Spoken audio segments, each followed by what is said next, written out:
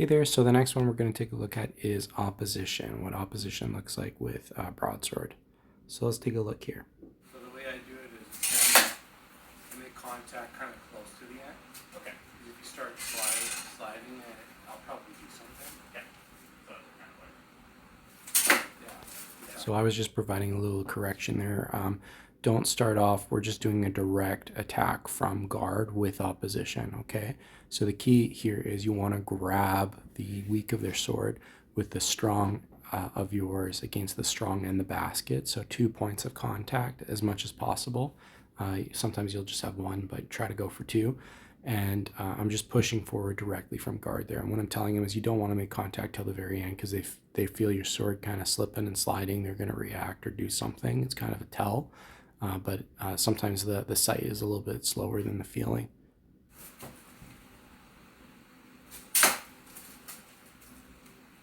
So here he extends and pushes his basket out in front of him, and then just flicks those fingers forward.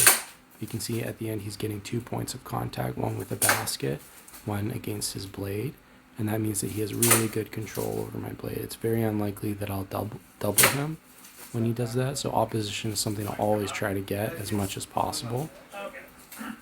We're just fixing his feet here. So you want to keep that rear leg planted on the lunge. Oh, not so good.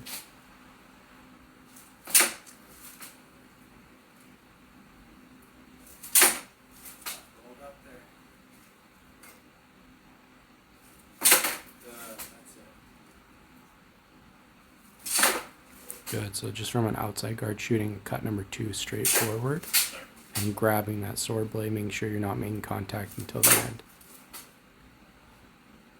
Looks good. So next we're going to switch over to the inside guard, and it's really the same thing from the inside guard. So he's just going to start extending his sword out, not making contact, and then at the end he's going to squeeze his fingers and then close the inside line. So kind of the key is you don't want to start turning the hand into opposition until the very end, because as you're extending the sword he could change. So if you started going to the inside early, you're probably going to get a cut 3 to the arm, or maybe a cut number 2 to the arm from above if you start doing that. So just you keep it outside, you slowly extend the arm straight forward, and then at the very end you turn it into opposition.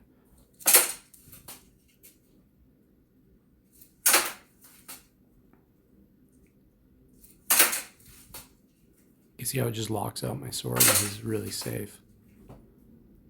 Now if you wanted, you could start doing it. And now he's showing it with a disengage. So this is a little bit more common in broadsword.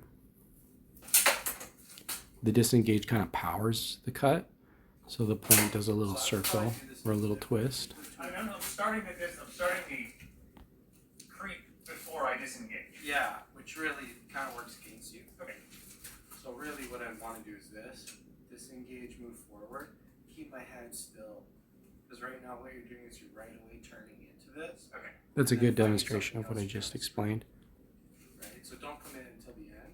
Okay. So it'll be here, here, I'm coming down, and then at the very end turn the hand for opposition.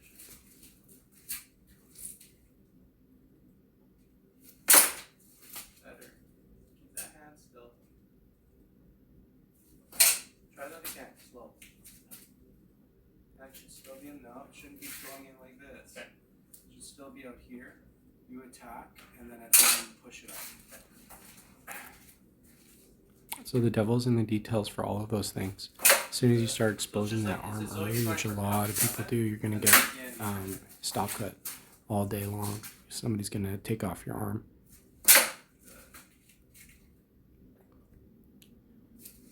Yeah, way better. So yeah, that transition made it way better for him. Very small motion at the beginning. He's not bringing his arm in until the very end. And so he can still adapt from that position, versus if he would have committed, he would have got hit. Okay, so same thing from the other side. That one's easier for you.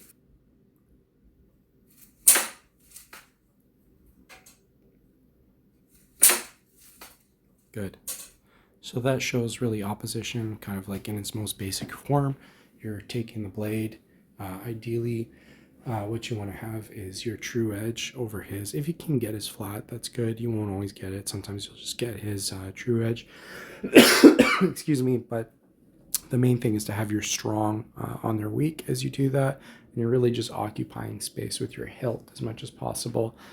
As the coach, one of the things that you can do here is put a little bit of pressure on their blade as they're like seeking to grab yours, as they're coming forward. If you push a little bit against their blade, that'll give them some feedback and make them really feel that your sword is sticking to theirs, so that they have control of it, versus if you just have a limp blade as a coach, you should probably be working on beats and stuff rather than grabbing the blade or opposition, because it's not providing the right feedback for the student.